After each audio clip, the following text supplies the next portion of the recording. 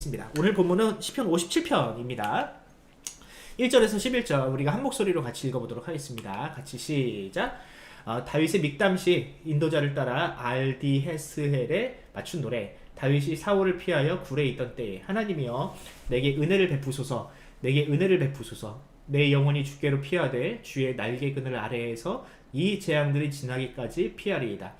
내가 지존하신 하나님께 부르짖으며 곧 나를 위하여 모든 것을 이루시는 하나님께로다.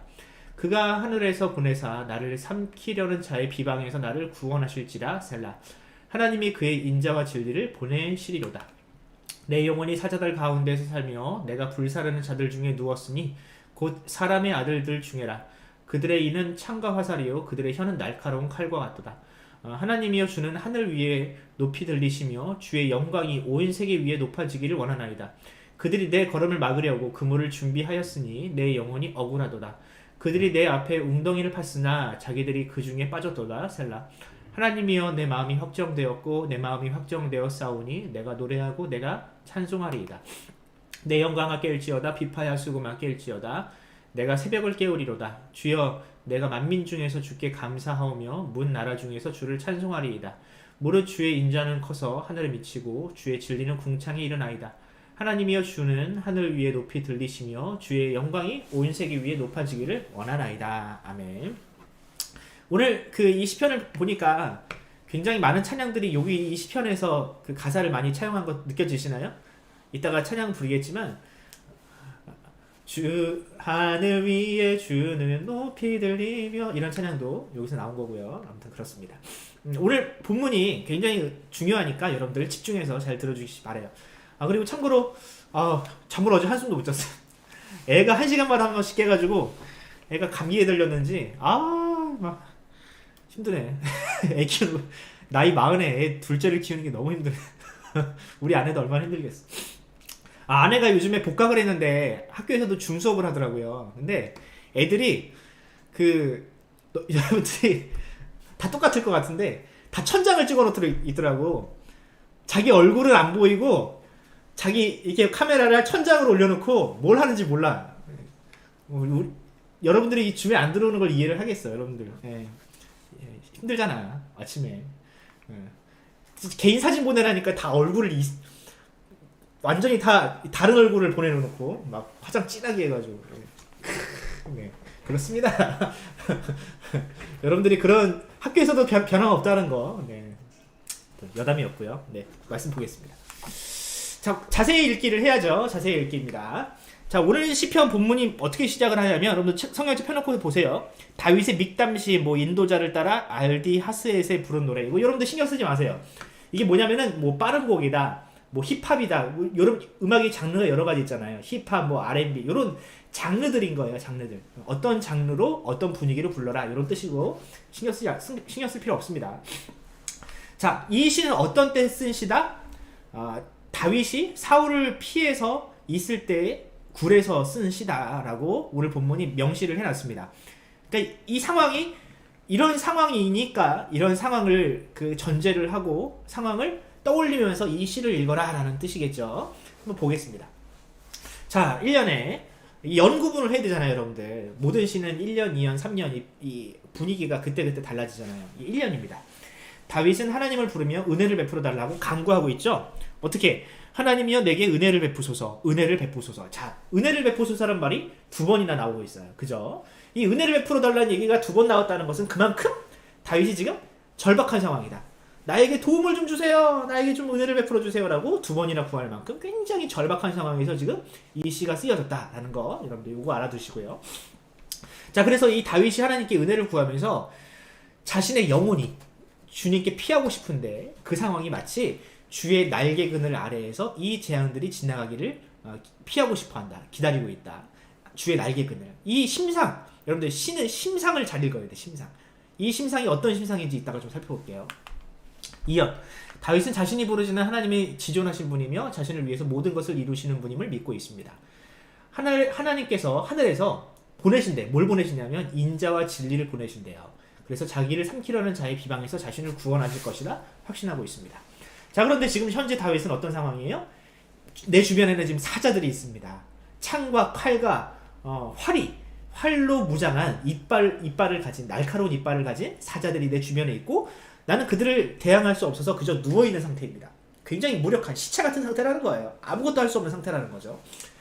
그들은 사람의 아들들이래요. 이게 사람의 아들들이라는 것은 하나님의 아들들, 하나님을 믿지 않는 자들이라는 거예요. 근데 그들은 굉장히 위험한 무기들로 나를 지금 위협하고 있습니다. 자, 후렴입니다. 하나님이여 주는 하늘 위에 높이 들리시며 주의 영광이 온 세계 위에 높아지기를 원합니다. 이건 후렴이에요, 그냥. 그러니까 이제 분위기가 전환될 때 후렴을 한번 부르는 거예요. 우리도 찬양 한번 부르기 전에 찬양이 이제 곡이 넘어가기 전에 항상 후렴이 있잖아요. 이게 노래입니다, 노래. 노래라는 걸 잊지 마시고요. 3년입니다. 그들은 사람의 아들들이죠. 사울의 아마 수하들 같아요. 다윗의 걸음을 막으려고 그물 또 웅덩이를 팠습니다. 이 일로 말미암아 다윗은 굉장히 난처한 상황에 빠지게 되었어요. 자, 그런데 어떤 일을 계기로 해서 마음의 확신을 얻게 되었습니다. 근데 이제 어떤 일이냐? 그들이 판 웅덩이에 오히려 그들이 빠지는 이 상황을 보고 다윗은 마음의 확신을 얻게 되었어요. 내 영혼이 확정되었다라고 지금 고백을 하고 있어요. 그래서 그는 하나님을 찬송하기로 했습니다. 자신을 향하여 깨어나라 명령하면서 비파와 수금을 향하여도 깨어나라 노래해라 새벽을 깨우리라 이렇게 얘기를 하고 있습니다. 또 다윗은 만민 중에 주를 감사하며 모든 나라 중에서 주를 찬송하겠습니다. 계속 이 찬송이 나와요. 기쁨이 막 벅찬 내용들이 막 나오고 있죠. 터져 나오고 있죠. 이 그의 찬송의 제목은 주의 인자하심과 진리. 아까 나왔죠. 주님께서 나에게 인자와 진리를 보내실 것이다 라고 했는데 내 찬송의 제목이 뭐다? 주의 인자하심과 진리이다. 주의 인자는 커서 하늘에 미치고 주의 진리는 궁창에 이릅니다. 어마어마하게 넓다라는 거예요. 어마어마하게 크다라는 거예요. 하늘과 같이 궁창과 같이 큰 주의 인자와 진리가 내게 임했다라는 거죠. 그래서 또 후렴이 나옵니다. 끝난 거죠. 이제 하나님이여 주는 하늘 위에 높이 들리시며 주의 영광이 온 세계 위에 높아지기를 원합니다. 자, 이렇게 해서 이 시편이 마무리가 되었습니다. 자, 이 시는 여러분들 노래이자 또 시예요. 여러분들 이제 언어 영역 공부하다 보면은 이 시를 분석하는 게 굉장히 어렵잖아요. 예, 그냥 산문과 그냥 수필은 그냥 읽으면 답이 나오는데 이 시는 굉장히 함축적인 내용이 많고 또 이 시가 의미하는 바가 굉장히 에둘러 직유법으로 사용되었기 때문에 이 시의 본래적인 의미를 찾는 것이 굉장히 어렵습니다. 하지만 목사님 따라서 잘 따라오다 보면 이 시편을 어떻게 해석하는지 이해할 수 있을 거예요. 자, 보겠습니다.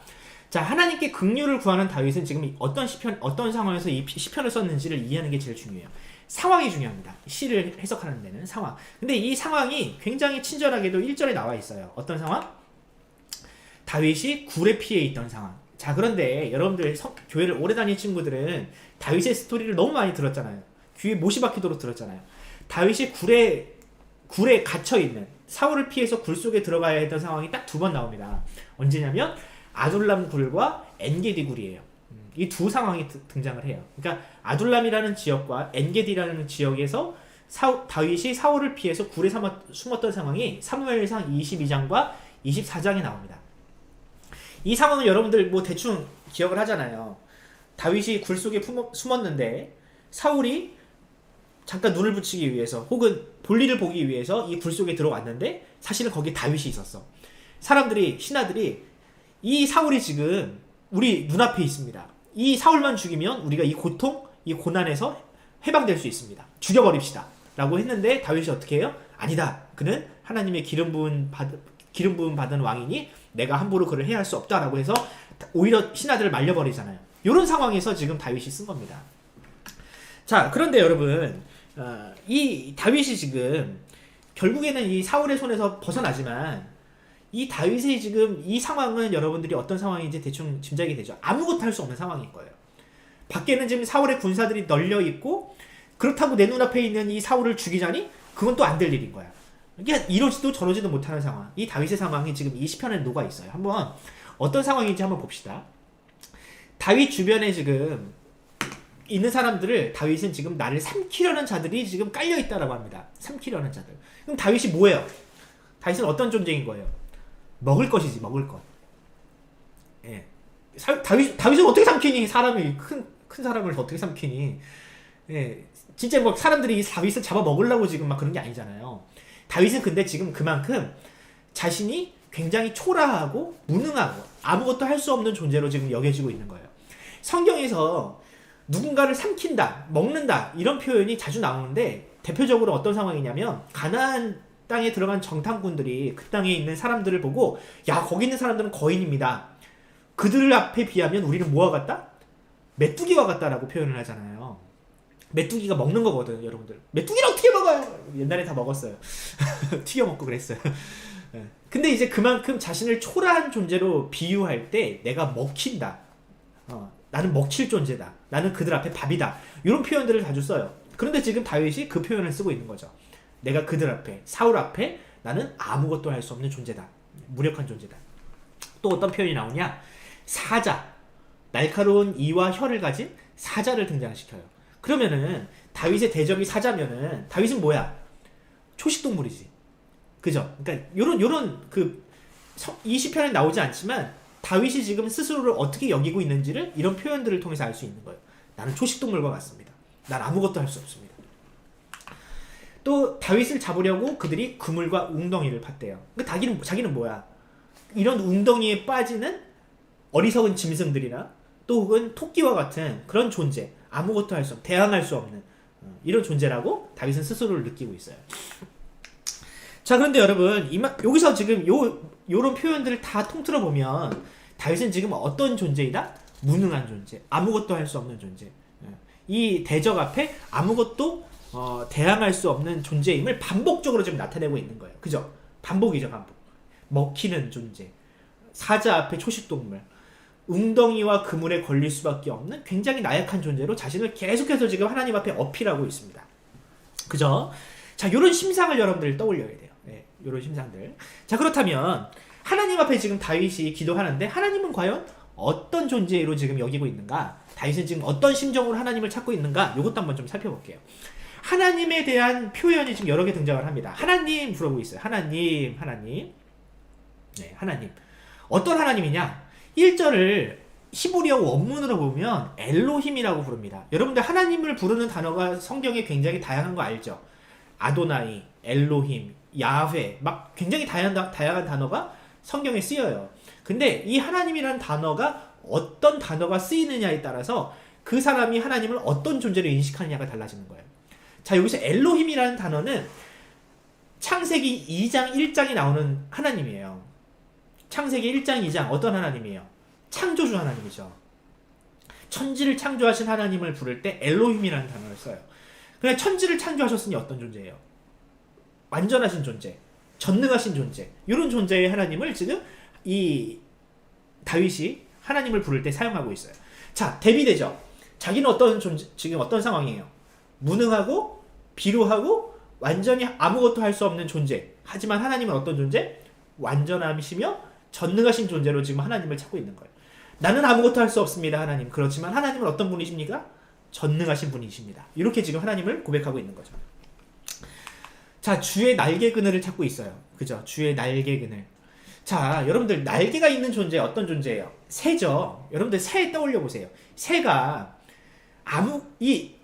뭘 품어요? 새가 이렇게 품잖아. 어미새가 뭘 품어요? 알을 품죠. 알을 품고 새를 품을 때 어떻게 그 뜨거운 햇빛과 차디찬 바람을 피해서 이 날개로 그 알을 감싸잖아요.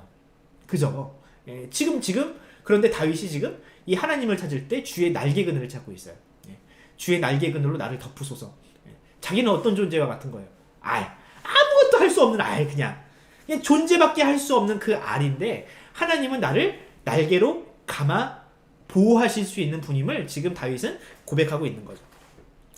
자, 그리고 하나님은 또 어떤 분이십니까? 지존하신 하나님. 이 지존하다는 뜻은 여러분들 이 지존이라는 말이 좀 어렵잖아요. 지존은 높이 계신 분이라는 뜻인 거예요. 네, 높이 계신 분인데 그분은 나를 위해서 어떤 것도 할 수 있으신 분입니다. 주님은 나를 위해서 무엇도 하실 수 있는 분입니다. 라고 지금 고백을 하고 있어요. 그리고 또 하나님에 대한 표현이 3절과 10절에 한 번 더 나오는데 3절에서 인자와 진리를 나를 위해서 보내실 것입니다. 또 10절에 내 찬양의 제목은 인자와 진리입니다. 그러니까 인자와 진리를 가지고 자신을 구원하실 분임을 이 다윗은 지금 이야기하고 있죠. 그러니까 인자하심, 진리, 요것이 하나님의 별명인 겁니다. 자, 요것이 바로 다윗이 하나님에 대한 심상인 거예요. 자신은 어떤 존재다? 자신은 아무것도 할 수 없는 그저 알과 같은 존재. 무력하고 무능한 존재지만 하나님은 나를 보호하시는 분이다. 그 어떤 위협으로부터도 나를 보호하실 수 있는 어미새와 같은 하나님이다. 전능하신 하나님이다. 라고 지금 다윗은 하나님을 바라보고 있습니다. 극명하게 대비가 되죠. 자신과 하나님의 상태가 극명하게 대비가 되고 있어요. 여러분 이걸 봐야 되는 겁니다. 이런 걸. 요 시편을 통해서는 이것만 발견하면 돼요. 다윗이 자신을 어떻게 생각하고 있는가. 또 반대로 하나님은 어떻게 생각하고 있는가. 자, 그런데 지금 4절까지 굉장히 비관적이었던 내용이 6절부터 바뀌죠. 성경을 보면 3년, 그러니까 3절에서 4절까지가 2년이었어요. 2년. 근데 2년까지의 내용이 완전히 비참하고 절망적이었다면 6절부터는 완전히 바뀌어요. 자, 왜 그런 반전이 일어났는지에 대해서는 한번 보겠습니다. 아까 목사님이 여러분들에게 설명했던 이 시편이 적혀졌던 상황, 그걸 한번 떠올려 봅시다. 이 시편은 다윗이 사울을 피해서 굴 속에 숨어있던 상황에 쓴 시라고 그랬어요. 자, 그런데 그냥 여기 있다가 발각돼서 죽나 보다 라고 절망하고 그냥 포기했었는데 어떤 상황이 벌어집니까? 갑자기 사울이 뚜벅뚜벅 그 굴 안으로 들어와요. 다윗이 가슴이 철렁했겠지. 내가 여기 있는 걸 아나? 저 인간이 어떻게 여기 들어왔지? 그런데 갑자기 바지를 내리네? 바지를 내리고 볼일을 보네? 이런 상황이 벌어진 거죠. 자, 그러니까 사울이 다윗이 거기 있는 줄 모르고 신하들이 다 있으니까 갑자기 응가가 마려운 거야. 그러니까 이 굴 속에 들어와서 응가를 한 거죠. 다윗이 거기 있는 줄도 모르고. 자, 그런데 다윗의 부하들이 보십시오. 지금 사울이 우리 눈앞에 있습니다. 아무것도 할 수 없는 응가를 하는 상태로 우리 눈앞에 있습니다. 저 사울만 죽이면 우리는 고생 끝입니다. 다윗이 왕이 될 수 있습니다. 죽입시다! 했더니 다윗이 안 된다. 그를 죽일 수 없다. 그는 하나님께서 기름 부은 왕이다. 대신 어떻게 했어요? 사울의 옷자락. 사울이 느끼지 못하겠죠. 자신의 피부도 아니니까. 사울의 옷자락. 그가 내린 바지에 있는 옷자락을 살짝 칼로 베어서 사울의 그러니까 사울의 목숨이 내 손에 있었다라는 증거로 이 다윗이 가지고 취합니다. 그리고 이 굴에서 나와서 사울 앞에 멀리 떨어져서 사울 앞에 소리치죠. 사울왕이여, 사울왕이여, 왜 나를 쫓습니까? 나는 당신을 해할 마음이 없습니다. 자, 보십시오. 당신의 옷자락입니다. 당신이 방금 굴 속에서 내 눈앞에서 응가를 하지 않았습니까? 그때 내가 당신의 옷자락을 베었습니다. 이걸 볼 때 내가 당신을 해할 마음이 없다라는 것의 증거가 아니겠습니까? 나를 더 이상 쫓지 말아주십시오. 라고 사울 앞에 이렇게 외칩니다. 사울이 그것을 보고 다윗이 내 목숨을 구해줬구나. 내가 더 이상 다윗을 쫓으면 안 되겠다라고 하고 이 군대를 돌려버립니다. 자, 요 상황이죠. 다윗이 이 상황을 겪고 나서 하나님을 찬양하기 시작한 겁니다. 왜? 내가 굴 속에 있을 때는 내가 아무것도 할 수 없는 무력한 존재처럼 느껴졌는데 하나님께서 이 사울을 내 눈앞에 보내시고 그의 옷자락을 내가 벨 수 있는 기회를 주시고 그것으로 말미암아 내가 위기에서 벗어날 수 있게끔 하신 이 상황, 이걸 경험하고 나니까 다윗이 하나님을 찬양할 수밖에 없는 거죠. 이것은 그저 우연히 내가 사울의 옷자락을 벤 것이 아니라 하나님께서 이 위기를 벗어나라고 하나님께서 열어두신 상황이구나. 나에게 위기를 극복할 수 있는 상황을 주셨구나 라고 다윗이 고백할 수밖에 없었던 것입니다. 자, 여러분, 이 상황을 통해서 다윗이 경험한 것이 있어요. 뭐냐면 하나님이 지금 나를 보호하고 계시구나. 내가 죽을 수밖에 없는 상황이고 나는 지금 그냥 발각되면 죽을 수밖에 없는 그런 절체절명의 위기의 상황인데 지금 이 순간에도 하나님은 나를 보호하고 계시구나. 내가 그 어떠한 위기가 있더라도 하나님이 나의 하나님이신 동안에는 하나님은 나를 반드시 건지시는구나. 나를 살려주시는구나 라는 그런 사실을 이번 계기를 통해서 경험적으로 알게 된 거예요. 내 앞에 앞으로 어떤 위기가 닥칠지 모르겠지만 그때에도 하나님은 지금처럼 나를 구해주시겠구나 라는 그런 확신이 다윗 안에 생기게 된 겁니다. 그래서 다윗은 찬양하기 시작한 거예요. 앞서서는 내가 너무나도 힘들고 괴로워서 하나님 앞에 은혜를 구했지만 이 상황을 경험하고 난 이후에는 더 이상 절망이 아니라 희망을 노래할 수 있게 된 거죠. 왜? 하나님이 나를 지금 보고 계시니까. 하나님이 나를 보호하고 계시니까. 그래서 다윗은 하나님을 찬양하기 시작한 겁니다. 막 새벽 얘기가 나오잖아요. 내가 새벽을 깨우리로다. 새벽은 어떤 시간인 거예요? 가장 어두운 시간입니다. 하루 중에서. 또 잠들어 있을 시간인 거죠. 이 잠이라는 것은 영적인 상태를 의미해요. 내가 영적으로 잠들어 있다면 자기 스스로를 깨워 일으키는 거야. 너 이러고 있을 시간이 없어. 하나님이 널 도와주시잖아. 하나님이 너를 지금 지켜보고 계시잖아. 그 절망과 비참함에서 일어나서 하나님을 찬양하라고 지금 자신을 흔들어 깨우고 있는 거예요. 여러분 이것이 바로 이 다윗의 시편 속에 있는 다윗의 마음인 거예요. 절망 속에 있었지만 더 이상 그 절망 속에 있을 수 없을 만큼 하나님께서 주신 은혜가 큰 거죠. 그래서 확신은 내 영혼이 확신되어 내가 확정되었습니다 라고 고백을 하게 된 겁니다. 자, 그런데 자, 이제 중요한 것은 이 시편이 우리에게 주는 은혜, 어떤 은혜인가 한번 봅시다. 이 시편이 우리와는 어떤 연관이 있을까? 이 시편이 우리에게 어떤 깨달음과 유익을 줄지 한번 깊이 있게 들어가 보도록 하겠습니다. 자, 여기서부터 중요한 건데, 자, 일단 1차원적으로 한번 적용을 해볼게요. 다윗의 인생에 겪는 위기, 우리에겐 없을까?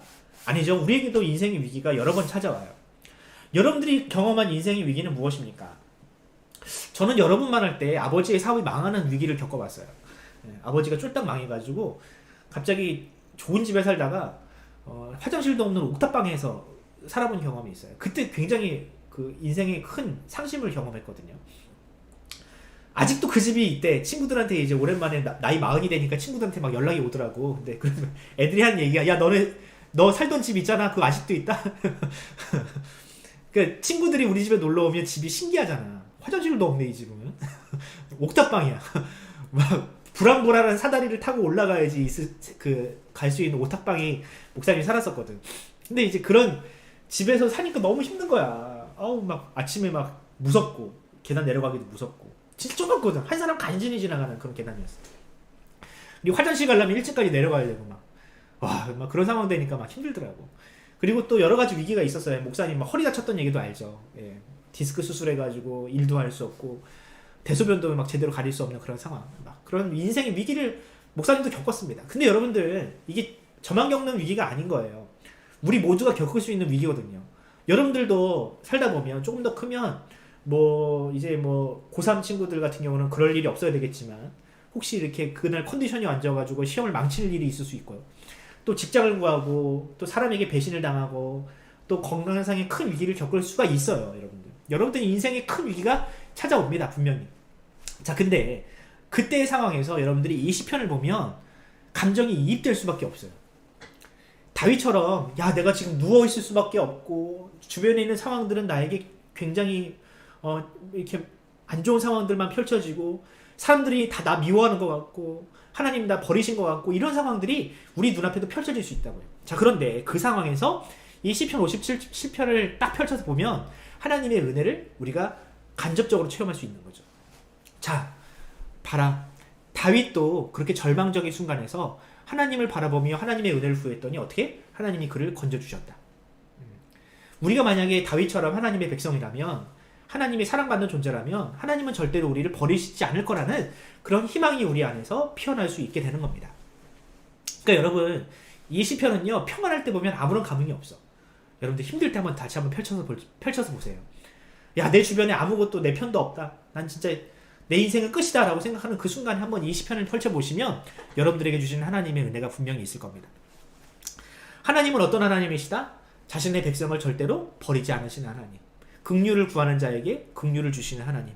자신의 백성들이 아무것도 할 수 없는 그런 그냥 무력한 존재일지라도 하나님이 함께 하시면 반드시 그런 위기를 극복하고 하나님께서 건져주실 것이다. 이런 마음의 확신을 불러일으키는 그런 시편이 바로 오늘의 시편입니다. 네, 여러분들 힘들고 어려울 때 꼭 이 시편을 통해서 하나님이 주시는 은혜를 경험하기 바랍니다. 하나님은 절대로 여러분들 버리지 않으십니다.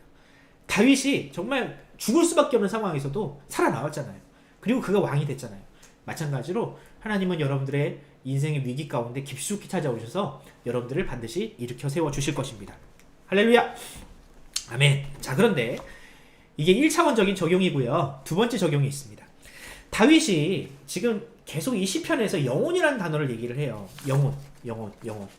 1절과 4절과 6절을 보시면 1절, 4절, 6절을 보면 다윗이 내가 힘들어요. 내가 고통스러워요. 이렇게 안 하고 내 영혼이라고 반복을 합니다. 다윗의 문제가 영혼의 문제는 아니거든요. 지금 이 상황이. 지금 다윗이 처한 이 상황은 자신의 목숨, 또 혹은 다윗의 인생, 어찌보면 육신과 관련된 문제예요. 육신의 어떤 고통. 그런데 지금 다윗은 그 문제를 자신의 육체의 문제로 여기지 않고요. 지금 이 상황을 영혼의 문제로 여기고 있습니다. 무슨 뜻이냐면 본질적인 문제라는 거예요. 내가 지금 처한 이 상황은 마치 내 영혼의 문제와 같다. 내 영혼이 처한 상황과 비슷하다. 내 영혼이 처한 본질적인 문제와 이 상황이 굉장히 유사하다라고 지금 다윗은 통찰하고 있는 거죠. 어떤 문제? 영혼이 가질 수 있는 영혼에 닥친 가장 큰 문제는 뭘까? 사람의 영혼이 영혼에게 미치는 가장 큰 문제는 뭘까 하면 바로 죄의 문제입니다. 죄와 사망의 문제예요. 우리의 영혼은 죄와 사망 앞에 굉장히 무력한 존재가 아니겠습니까? 여러분들 생각해 봅시다. 죄인은 하나님 앞에 이미 심판을 받았어요. 죄의 삭슴보다 사망이다. 죄인의 영혼은 반드시 하나님 앞에 심판을 당할 수밖에 없습니다. 근데 그 심판이 어떤 심판이다? 사망이라는 심판을 당할 수밖에 없어요. 여러분, 사람은 태어나면 어떻게 돼요? 반드시 죽지요. 이 죽음을 피할 수 있는 존재는 아무도 없어요. 그러니까 다윗은 지금 조금 더 먼저 죽을 것이냐 혹은 나중에 죽을 것이냐 그 차이만 있는 거예요. 사람은 태어나면 반드시 죽어요. 사울의 손에 잡혀가지고 먼저 죽든 아니면 늙어서 죽든 건강의 문제로 죽든 언젠간 죽어요. 자, 그런데 이 죽음의 문제 앞에 다윗이 딱 닥쳐보니까 지금 내가 죽고 사는 것이 문제가 아니라 내 영혼이 지금 굉장히 위태로운 상황인 거예요. 내 영혼이 과연 지금 죽으면 하나님 앞에 구원받을 수 있는가? 이 죄가 하나님 앞에 심판을 받을 텐데 나는 과연 그 상황에서 구원을 받을 수 있겠는가라는 문제가 생각이 든 거죠. 내가 지금 사울에 잡혀가지고 죽는 것은 큰 문제가 아닌 거예요. 내 영혼이 지금 굉장히 큰 위기에 빠진 거예요. 나는 지금 죽으면 하나님 앞에 구원을 받을 수 있겠는가? 이것이 지금 다윗에게 가장 큰 문제가 된 겁니다. 지금 이 상황을 통해서 다윗은 그것을 지금 바라보고 있는 거예요. 죄인은 이 사망이라는 이 무기 앞에, 공격 앞에 그 어떤 것도 할 수 없는 무력한 존재임을 지금 다윗은 깨달은 겁니다. 다윗의 상황도 지금 무력한 상황이지만 다윗의 영혼도 지금 이 죄 앞에 굉장히 무력하고 아무것도 할 수 없는 상황임을 다윗은 깨닫기 시작을 한 겁니다. 그래서 지금 다윗은 처절하게 하나님 앞에 자신의 무능함을 지금 고백하고 있어요. 하나님, 저는 지금 아무것도 할 수 없습니다. 사울 앞에 있는 자신의 존재도 아무것도 할 수 없지만 내 영혼이 지금 주님 앞에 다시 선다 한들 주님 앞에서 나는 아무것도 할 수 없는 죄인임을 다윗은 지금 고백하고 있는 거예요. 나의 안에 지금 선한 것도 아무것도 없고요. 하나님 앞에 내세울 수 있는 것도 아무것도 없습니다. 내가 구원받을 수 있는 그 어떤 자격도 내 안에는 없습니다. 라고 지금 다윗은 이 시편을 통해서 고백하고 있는 겁니다. 이해하시겠죠, 여러분들? 네. 사람은요, 누구나 이 죽음이라는 위기 앞에서 내세를 생각할 수밖에 없어요. 죽음 이후에 내가 과연 구원을 받을 수 있는가 없는가에 대한 생각을 할 수밖에 없다고. 다윗은 지금 거기까지 지금 생각하고 있습니다. 자, 그런데 다윗에게는 희망이 보였어요. 어떤 희망? 하나님의 진리와 인자라는 희망이 보이기 시작을 했어요. 어떤 사건을 통해서? 사울의 옷자락을 매는 그런 상황을 통해서 하나님께서 지금 나를 지키고 계시고 내 영혼에도 소망이 생겼다라는 그런 희망이 이 다윗에게 생긴 겁니다. 하나님의 은혜를 구했더니 자신의 무력함을 고백하고 하나님의 전능하심을 고백하고 하나님의 은혜를 구했더니 기적이 일어난 거죠. 하나님의 능력과 하나님의 인자와 하나님의 진리가 역사하기 시작을 했어요. 그래서 그는 이 사울의 옷자락을 통해서 뱀을 통해서 그는 구원을 받았습니다. 여러분 생각을 해봅시다. 만약에 다윗이 눈앞에 지금 사울이 있다고, 응가하는 사울이 있다고, 이 사울을 죽이고 왕이 되었다고 생각을 해보세요. 이건 일종의 다윗이 스스로의 힘으로 왕위에 오르려는 시도와 같거든요. 야, 내가 사울을 죽이고 내가 운 좋게 사울을 죽이고 내가 왕위에 올랐어. 하나님께서 과연 기뻐하실까요? 다윗이 스스로 왕이 되고 이 약간 불의한 방법, 살인이라는 방법으로 이 다윗이 왕위에 오른다 한들 하나님께서 그것을 기뻐하실까요? 그렇지 않거든요. 다윗은 그걸 안 거예요. 다윗은 그래서 자신의 힘으로 구원을 또 혹은 왕위에 오르려는 시도를 포기하고 하나님께 온전히 자기 자신의 모든 것을 의지한 겁니다. 대신에 하나님은 전능하시고 저는 무력합니다. 저는 무력하지만 하나님께서는 하실 수 있습니다. 라고 자신의 능력을 하나님께 그냥 다 갖다 맡긴 거예요. 자, 그때 하나님께서 역사하기 시작을 하신 거죠. 자, 그래서 그 다윗은 이 사울의 옷자락을 통해서 하나님의 증거를 본 거예요. 하나님이 나를 사랑하신다라는 증거를 보기 시작을 한 거예요. 아무것도 아닌 사울의 옷자락이지만 이 옷자락을 통해서 하나님께서 지금도 나를 지키셨지만 앞으로도 나를 지키실 것이고 하나님께서 어떻게 나를 왕위에 올리실지는 모르겠지만 그때까지 내가 하나님을 전적으로 의지하겠다, 순종하겠다라는 그런 각오를 이 굴 속에서 그는 다지게 된 겁니다. 이것이 바로 다윗의 고백이었어요. 다윗이 확신할 수밖에 없는 이유였어요. 지금 나를 하나님께서 구하셨다면 앞으로도 나를 구하실 것이다. 지금 내가 하나님의 백성이라면 설사 내가 조금 흔들릴지라도 이후에도 하나님은 절대로 나를 버리지 않을 것이다 라는 확신이 그 안에 생긴 거예요. 여러분 이 확신이 중요합니다. 여러분들. 왜? 하나님은 변치 않은 하나님. 한번 정하신 뜻을 변치 않는 하나님이심을 여러분들 믿으셔야 해요. 내가 지금 하나님 앞에 구원의 확신을 얻었다 한들 여러분들 그 확신이 하나님의 결정이 달라질까요? 안 달라져요. 여러분들 설사 내가 조금 하나님 앞에 범죄할지라도 하나님 앞에 회개하면 반드시 그 회개를 하나님께서 받으십니다. 왜? 하나님은 나를 하나님의 백성 삼으시기로 나를 구원하시기로 확정하셨기 때문에 내가 조금 흔들린다 한들 그 정한 것이 달라지질 않아요. 여러분들 이 확신이 다윗에게 있었다니까요. 내가 하나님의 백성이라는 확신이 앞으로도 변하지 않을 것이라는 그 확신이 그 안에 있었어요. 여러분들 이 확신이 우리에게도 필요합니다. 어떤 고난 속에서도 하나님 나 버리셨나? 이런 의심이 생기지 않을 수 있는 확신이 우리에게 필요하다는 거예요. 여러분 이 원리가 우리에게도 반드시 적용됩니다. 다윗이 어땠어요? 자신의 무능을 고백하고 하나님의 전능을 바라봤잖아요. 그때 하나님께서 그를 구하셨습니다. 마찬가지예요. 우리도 내가 무언가를 할 수 있다는, 내가 내 힘으로 구원할 수 있다는, 내가 내 힘으로 하나님의 나라를 바라보고 또 혹은 구원받을 수 있다라는 이런 잘못된 거짓된 확신을 우리가 버리고 하나님을 바라보면 하나님이 그때 우리를 구원하세요. 하나님 저는 철저히 저희 죄인입니다. 하나님 앞에서 저는 아무것도 할 수 없는 정말로 무능한 죄인입니다 라고 하나님 앞에 고백하면 그때부터 하나님이 우리를 구원하기 시작을 하십니다.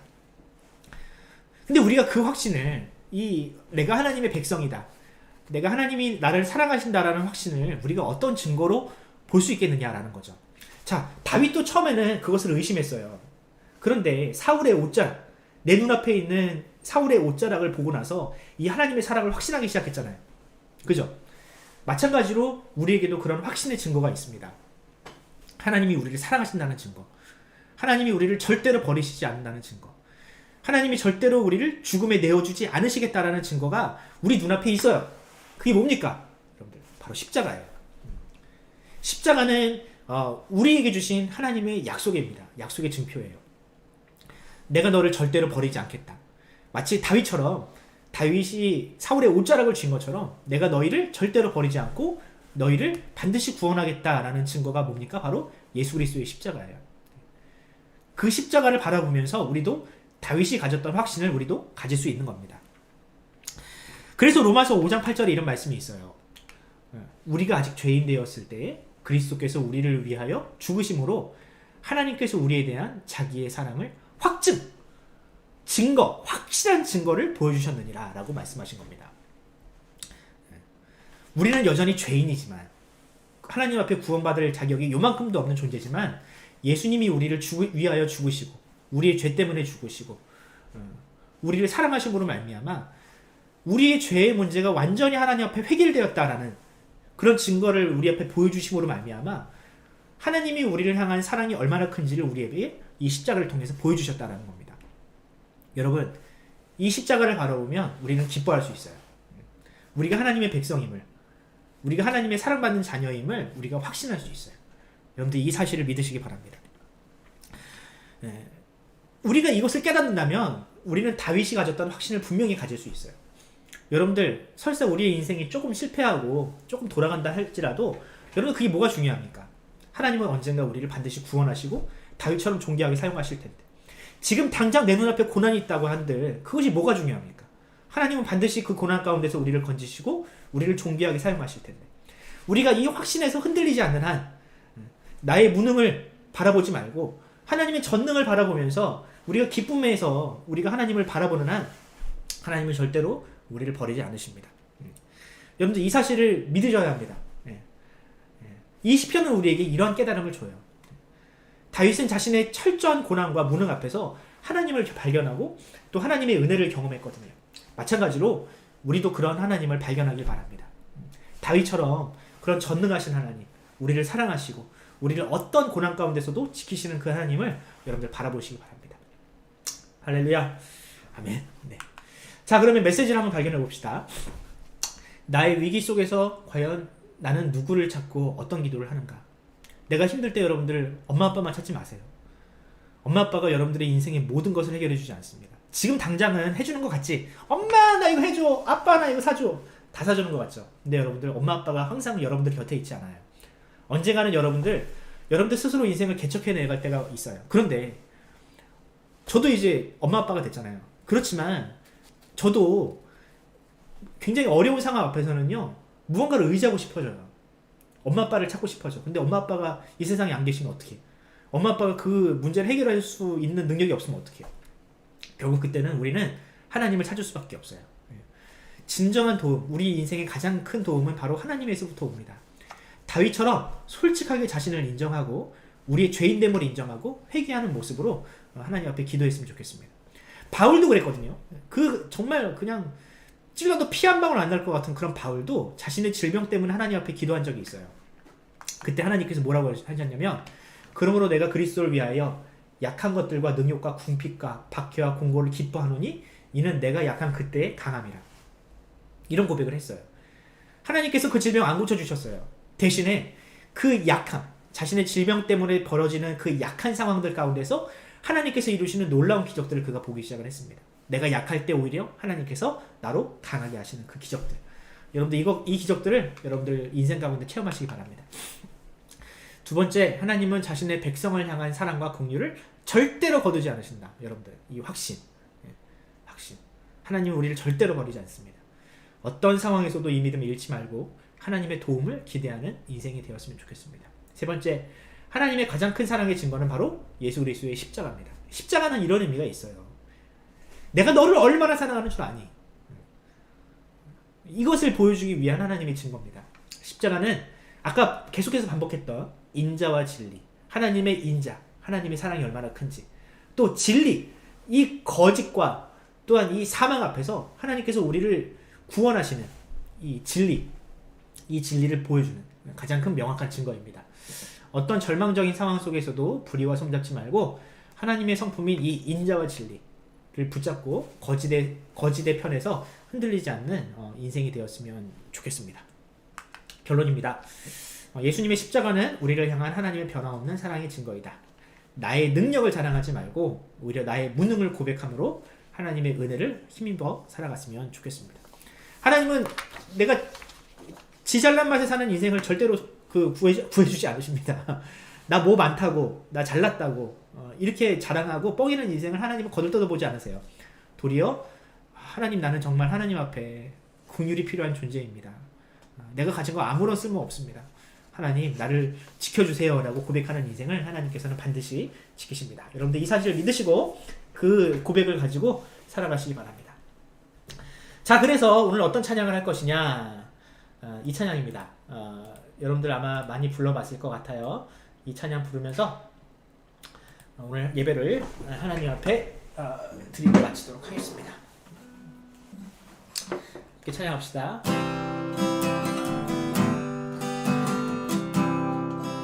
모든 상황 속에서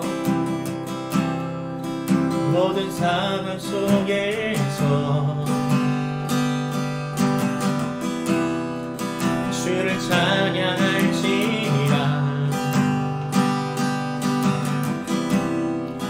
주는 너의 큰 산길, 큰 도움이시라.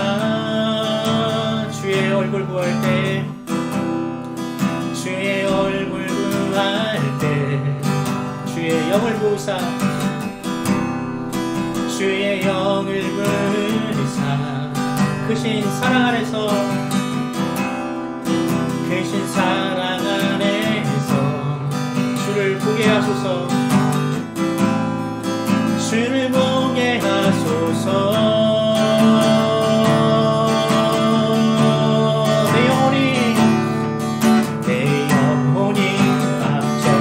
확정되고 확정되어 싸우니 믿음에 흔들어 주를 바라봅니다. 내 영혼이 확정되고 확정되어 싸우니 믿음에 흔들어 주를 바라봅니다. 우리 한 번 더 찬양합니다. 모든 상황 속에서 모든 상황 속에서 주를 찬양할지라. 주는 너의 큰 산들, 주는 너의 큰 산들, 큰 도움이시라. 주의 얼굴 구할 때, 주의 얼굴 구할 때, 주의 영을 보사, 주의 영을 부으사, 크신 사랑 안에서, 크신 사랑 안에서 주를 보게 하소서. 주를 보게 하소서. 내 영혼이 확정되고 확정되어 싸우니 믿음에 흔들어 주를 바라봅니다. 내 영혼이 확정되고 확정되어 싸우니 믿음에 흔들어 주를 바라봅니다. 주를 찬양할 때, 주를 찬양할 때 주의 나라 이미 임했네. 주의 영원한 나라 주 보게 하소서. 내 영혼이 확정되고 확정되어 싸우니 믿음에 흔들어 주를 바라봅니다. 내 영혼이 확정되고 확정되어 싸우니 믿음에 흔들어 주를 바라봅니다. 한 번 더.